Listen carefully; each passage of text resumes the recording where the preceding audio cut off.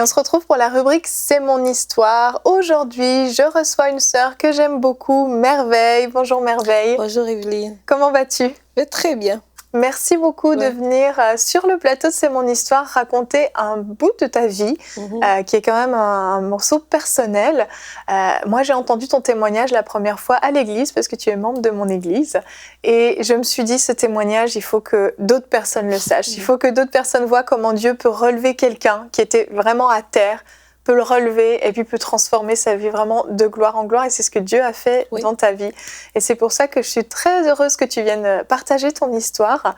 Et pour mettre un peu dans le contexte, toi, tu as quitté le Congo pour te marier. Tu avais un mari, vous étiez dans vos premières années de mariage, tu avais un jeune enfant. Et vous viviez ici au Canada et tu devais être dans les plus belles années de ta vie, normalement. Normalement, oui. C'est ça, on s'aime, on se marie, on a des enfants, enfin, c'est comme les belles années. Mais en fait, c'était plutôt des années très, très difficiles. Le couple a commencé à se dégrader et la situation est devenue de plus en plus pénible pour toi. Oui, tout à fait. Donc, comme tu l'as dit, c'était quand tu quittes un pays pour un autre, c'était d'abord dans une bonne situation. C'était vraiment une joie pour moi. Alors, arrivé ici, dans le mariage dans lequel je suis venue, alors les choses commencent à aller mal, que je ne pouvais même pas imaginer que ça allait se passer comme ça. Alors, vivre avec une situation que je ne m'aurais jamais imaginé. Et surtout, un échec, pour moi, dans ma tête, ça ne marchait pas. Et surtout, quand tu sais que tu viens dans une famille ou dans un endroit où le divorce, ce n'est pas quelque chose qui est comme bien vu. Et bien sûr, ce n'est pas quelque chose de bien. Alors, je n'arrivais pas vraiment à envisager cet échec-là. Alors, une chose que je trouvais vraiment, c'est de ne plus exister. Vivre avec ça, non. Mieux vaut ne plus exister. Pour toi, c'était pas supportable de continuer la vie avec une telle souffrance, en fait. Non. Et surtout que je voulais vraiment alerter mon partenaire à ce côté-là et que je sentais devant lui transparente, comme si... tu n'existais pas. Je n'existais pas. Alors, ces idées maintenant de suicide commençaient vraiment à être dans ma tête. Et puis à maintes reprises, toutes ces idées venaient dans ma tête, même si je ne passais pas à l'acte, même ma vie là n'avait pas de sens. Surtout, j'avais peur d'affronter l'extérieur. Le regard des autres. Le regard des autres, qu'est-ce qu'ils vont penser de moi. Et puis, dans mon pays d'origine, j'étais une chantre à l'église et puis connue dans ma ville. Alors, cet échec-là, comment est-ce que les gens vont voir ça? Moi, je passerai dans la rue, comment? Ces commentaires, est-ce que je suis prête à les supporter? Et comment je vais annoncer aux gens que mon mariage ne fonctionne pas? Et quand j'essaie de parler de mon partenaire, c'est comme si ça ne lui dit rien. Ma souffrance à moi, rien. Et puis, c'était devenu aussi des violences à la maison psychologiques, tant que physique quelque temps. Alors, tout ça, mettre ça ensemble, non, ça ne marche pas. Alors, voilà, un jour comme ça que j'allais vraiment, vraiment très, très, très mal. Et j'ai fait une tentative de suicide. Et quand j'avais fait cette tentative de suicide, ce n'est pas que je voulais mourir à ce moment-là, non. C'est comme ce que tu ressens, c'est comme tu veux mettre fin à la souffrance que tu as parce que tu te dis assez, c'est assez. Assez, c'est assez. Mieux vaut finir avec la souffrance. Pourtant, tu avais un petit garçon de 3 mois à l'époque. Oui, à l'époque, j'avais... Mais à ce moment-là, tu me disais... C'est comme si il n'existait même plus, tellement ta souffrance prenait trop de place. À ce moment-là, c'est comme ma souffrance prenait beaucoup de place. C'était moi, ma souffrance à moi. Trouver le moyen de la guérir. Alors, quand tu ne trouves pas le moyen de la guérir, tu ne vois plus les gens qui sont à côté de toi. Donc, tu penses à la souffrance, tu penses à ces échecs, tu penses au regard des autres. Donc, tu penses à quand toi-même dire qu'est-ce que les gens vont passer de moi, ceci. Ça devient beaucoup, beaucoup, beaucoup. C'est une obsession. Ça devient une obsession.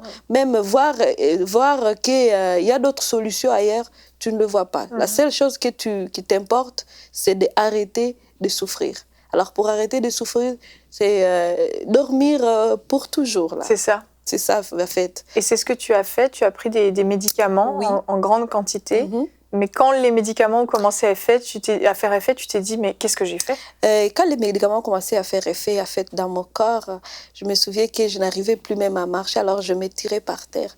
Alors je me suis dit, oh non, qu'est-ce que je viens de faire? À ce moment-là, je venais de me rappeler maintenant de mon fils, en fait. Je me suis rappelé de mon fils, il a 3 mois, là je veux mourir.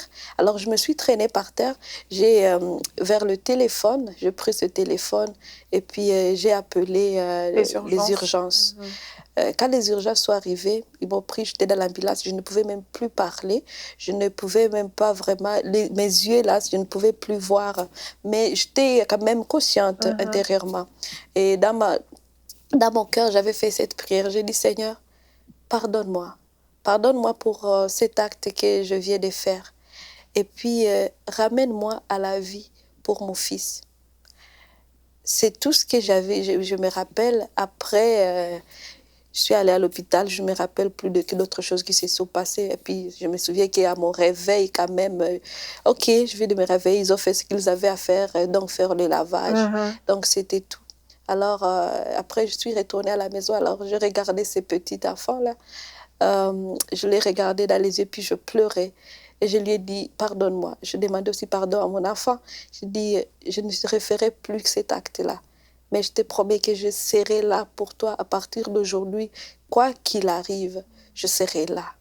Ouais. Une belle promesse d'une maman qui avait décidé que les choses allaient changer, en fait. Oui, parce qu'à ce moment-là, comme on le disait, on ne voit pas d'autres personnes.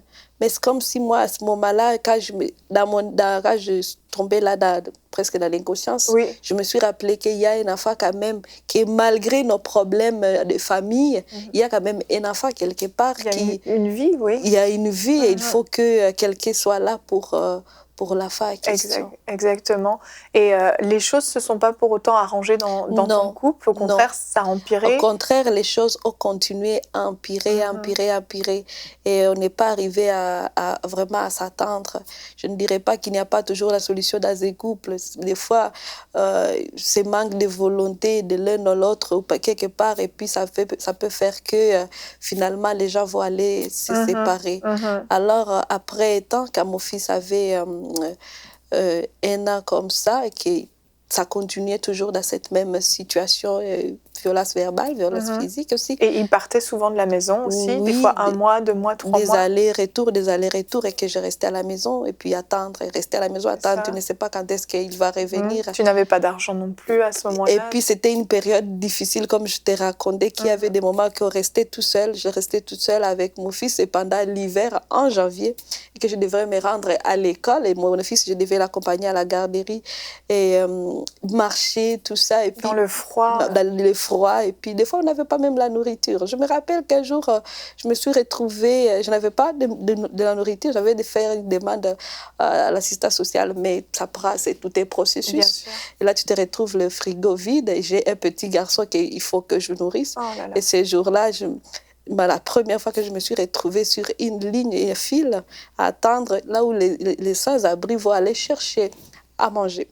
Et puis, je me suis dit, tu quittes le Congo, c'est là où normalement il y a la misère.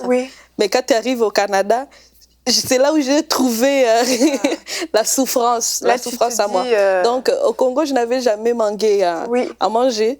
Mais ici, il est arrivé un moment où j'ai manqué à manger. Mais j'ai tenu quand même cette promesse à mon fils, parce que je lui ai dit, qu'il arrive, qu'on nous abandonne, qu'on fasse quoi, je serai là. Alors là, ma priorité était vraiment mon fils. Et tout ce que je faisais, je ne le faisais plus pour moi, mais je le faisais pour mon fils. C'était devenu ton moteur. Oui. Et finalement, les choses se sont tellement dégradées que... on a déménagé de là et on s'est venu s'installer ici au Québec. Donc, on était au Manitoba, maintenant on est venu s'installer au Québec. Et arrivé au Québec, quand même, les choses ont changé. On a retrouvé une bonne église qui nous a accueillis. Avec ton fils. Avec mon fils, l'église de la Victoire. Enceinte de ta petite fille. Et à ce moment-là, j'étais enceinte aussi de la petite fille. J'étais enceinte de 9 semaines. Donc, ce n'était pas vraiment une situation que on sortait porte de joie. C'est une situation très, très difficile et j'avais besoin de la main de Dieu pour me guider au travers de tout ça. Parce que ton mari, lui, était resté au Manitoba et il t'avait volontairement laissé partir. Oui, c'est ça, il m'avait laissé partir volontairement. Alors, après des années, donc après étant pas des années, alors ce qui a changé, donc ma priorité a changé, comme ma priorité était de devenir mon fils, et aussi je demandais à Dieu aussi de m'aider à pouvoir être aussi la bénédiction pour plusieurs personnes. Oui. Donc c'est ce que j'ai fait. D'où on peut parler de l'orphelinat. Donc comme c'était quelque chose que je nourrissais aussi dans mon cœur, que en quittant mon pays, j'avais toujours cette idée d'aider les personnes, d'aider les enfants qui sont dans la détresse. Alors, dans ma détresse à moi, j'ai prié Dieu de m'aider à devenir une solution. Et je n'avais pas croisé les bras là-dessus, même si je pourrais trouver quelque chose, mais je voulais toujours le partager avec des personnes qui sont aussi dans les besoins. Alors, un jour, j'avais comme partagé cette idée avec Pasteur Joël et Mathilde pour leur dire, voici mon cœur. J'ai toujours aimé vraiment aider les personnes. Au Congo, il y a des enfants qui souffrent, des mères célibataires qui souffrent. Parce que j'ai commencé aussi à prendre conscience de ces femmes célibataires qui restent chez eux avec leurs enfants. Parce que toi-même, la dépression, tu l'avais vécu. Oui, parce que j'avais vécu la même situation. Alors, elles sont devenues vraiment, dans ma tête aussi, un sujet important de s'occuper aussi de ces femmes-là. Alors, comme Dieu est bon, Pasteur Joël et Mathilde ont été favorables, ils ont accepté les projets, ils ont accepté que le projet devienne un projet de l'Église, et d'où l'orphelinat Malaika. Exactement, on a une photo qu'on peut voir avec tous ces enfants. Et justement, pour toi, c'était un peu une opportunité de dire, bon, bah, mes enfants, leur père les a abandonnés, en fin de compte. Moi, je me suis retrouvée toute seule aussi, mais il y a d'autres enfants aussi. Et à eux, je veux leur trouver une solution. Une solution. Plutôt que de rester centré sur ta souffrance, tu as choisi vraiment d'ouvrir les yeux sur ce qui t'entourait, en fait. Oui, tout à fait. Parce que c'est que j'avais compris aussi, vraiment, le Saint-Esprit m'a aidé à voir autrement. Parce que parfois, quand on est dans une situation difficile et qu'on veut guérir, là, on pense, ce n'est pas que je dénigre la souffrance d'une personne, non. Je ne minimise aucune souffrance. C'est normal d'être en souffrance, mais il faut aussi penser à d'autres. Une autre façon que moi, j'ai utilisée pour guérir ma souffrance, c'est de penser aussi à d'autres personnes. Ne restez pas en train d'attendre que les gens s'occupent de nous, mais de chercher aussi le moyen de s'occuper des autres. À trouver aussi cette méthode, ça nous procure de la joie. Ça va nous permettre de voir la vie autrement.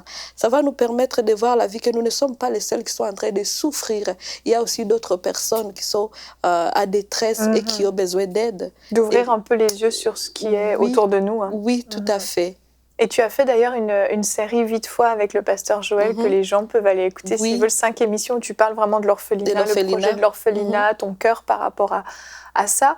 Et les années se sont écoulées et tu me disais que tes enfants, quand tu les regardes maintenant, que tu vois ton grand qui a maintenant 7 ans et qui te raconte ce qu'il vit à l'école, ses expériences, tu te dis, j'aurais manqué tout ça. J'aurais manqué tout ça, oui. Vraiment, je passe des bons moments en famille, en fait. Et qu'actuellement, quand je regarde cette période où j'ai failli mourir, j'ai failli mettre fin à mes jours. Et aujourd'hui, je vois ces enfants, et surtout quand je regarde mon fils aujourd'hui qui va avoir 7 ans, et à l'époque, il avait 3 mois, je me dis, oh, j'aurais manqué tout ça. Et quand il me raconte ce qu'il vit à l'école, ce qu'il fait, on discute, il m'aide même avec la petite, avec sa petite sœur, et je dis, waouh, Seigneur, merci de m'avoir vraiment rendu ma vie. Amen. Et oui, et je suis vraiment fière de cette famille que j'ai aujourd'hui. Amen. Et Dieu n'avait pas fini là. Il avait un autre projet pour toi. Tu t'es mariée dernièrement. Tu as rencontré un homme formidable. Vraiment, Dieu est bon. Comme on dit, quand tu es dans une période de détresse, comme tu vois ce mur et tu penses que derrière ce mur, il n'y a plus rien. C'est ce mur ou rien. Mais quand Dieu il est dans le ciel, là, quand les problèmes nous arrivent, ce n'est pas qu'il se gratte la tête pour dire merveille, c'est fini. Je n'avais pas prévu quelque chose, alors ça s'arrête là. Non, au contraire, dans son amour, il est Dieu de restauration. il est un Dieu qui n'est pas limité. C'est seulement on peut arriver à ne pas voir sa grandeur quand on a beaucoup fixé nos yeux sur nos problèmes. Mais si on change de regard, on fixe le regard sur Jésus, on va voir qu'il a plein de solutions dans ses bras. Et oui, il m'a donné un mari. Et puis on s'est mariés cette année en 2018, en janvier. Et puis vraiment, je suis bénie. Amen. Je suis bénie et ça se passe très bien. Tu as vu vraiment Dieu racheter le temps. Oui. Et tu me disais quand tu priais pour ton témoignage, Dieu t'a montré quelque chose par rapport à Abraham et Isaac. Et si tu pouvais encourager nos téléspectateurs, parce que je crois que cette parole vient vraiment de Dieu. Oui, en fait, donc quand je priais pour ce moment-ci, le témoignage, je disais, Seigneur, pour les personnes qui vont écouter, et pour les personnes qui veulent mettre fin à leur vie, l'image que j'ai vue, c'est l'image d'Abraham. Abraham qui était là, vouloir sacrifier son fils Isaac. Il avait l'autel, il avait placé, il avait levé même les couteaux pour sacrifier son fils. Mais Dieu lui a dit, Abraham, non, arrête, ne sacrifie pas ton fils, regarde à côté. Alors Abraham a tout simplement regardé à côté et il y avait un agneau là en train d'attendre bien pour dire, c'est moi que tu devrais sacrifier en fait. Donc, je ne sais pas la situation que vous qui me regardez présentement, ce que vous êtes en train de traverser, peut-être tu es centré sur ton problème, comme Abraham était là avec son fils devant lui, vouloir le sacrifier. Alors, il a seulement fixé ses yeux sur le fils, mais à un instant qu'il a changé de position, essayé de regarder à côté, il a vu l'agneau. Alors aujourd'hui, l'agneau que je vous présente, c'est Jésus-Christ. C'est Jésus qui est là, qui dit, viens vers moi. C'est moi qui ai déjà tout supporté. La souffrance que j'ai déjà portée, ta souffrance, elle a déjà porté ça. Alors tu n'as pas à continuer à souffrir. C'est de lui donner tout, de le laisser transformer encore ta vie et de changer tout parce qu'il a encore des projets pour toi. Et l'autre exemple que je peux te donner est l'exemple de Judas et Pierre. Judas et Pierre, si on peut parler de trahison, ils ont tous trahi Jésus parce que l'autre est allé le dénoncer pour dire voici Jésus. Et l'autre l'a renié. C'est comme une trahison pour les deux. Mais ils ont réglé leurs problèmes différemment. De la sorte, de manière que pour Pierre, pour lui, il est allé se repentir. Il est allé demander pardon à Jésus pour dire « Pardonne-moi pour ce que je fais ». Et puis Judas, lui, il n'a pas supporté ce qu'il a vu.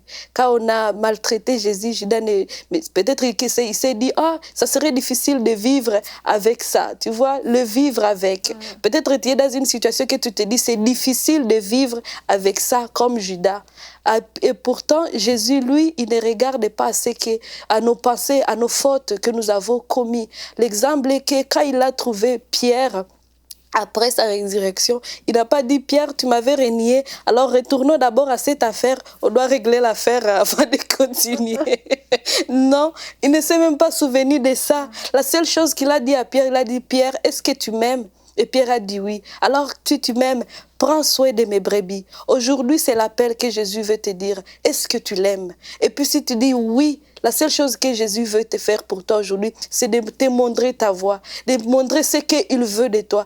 En fait, tu penses que les gens ne t'aiment pas, les gens ne veulent pas de toi, mais Jésus, il est là, il t'attend parce qu'il veut que tu fasses partie de son équipe pour aller à l'avant et pour travailler pour son royaume. Alors, c'est ça le message que je veux te transmettre, que Jésus, il t'attend et il veut te servir de toi. Et pense à tes enfants, si tu es une mère, il y a tes enfants qui sont là et qu'ils ont besoin de toi. Et je sais que d'ici, tu ne peux pas voir peut-être les temps, mais après même une semaine, tu vas voir ce bonheur caché au travers de tes enfants, au travers de tout ce que Dieu a prévu pour toi. Amen. Ouais. Merci Merveille pour cet encouragement. C'est vrai que parfois, il suffit juste de tourner la tête. Il suffit d'une seconde, comme tu me le disais, une seconde, on tourne la tête et finalement on voit une solution à notre problème. Et je veux juste terminer en disant que tu as écrit un livre avec ton histoire qui s'appelle Le mur rebâti, c'est ça, de Merveille Maliro. Et tu racontes ton histoire pour ceux qui seraient intéressés à se le procurer. dans lequel justement tu vas un peu plus dans les détails de ce que tu as vécu. Et puis pour ce livre, donc pour ceux qui veulent s'en procurer, c'est sur l'église de la Victoire, donc le site de l'église de la Victoire, et là vous allez le trouver, vous pouvez le commander à tout temps. Oui. Merci Merveille d'être venue nous partager ton histoire. Ça me fait plaisir. Gloire à Dieu. Amen.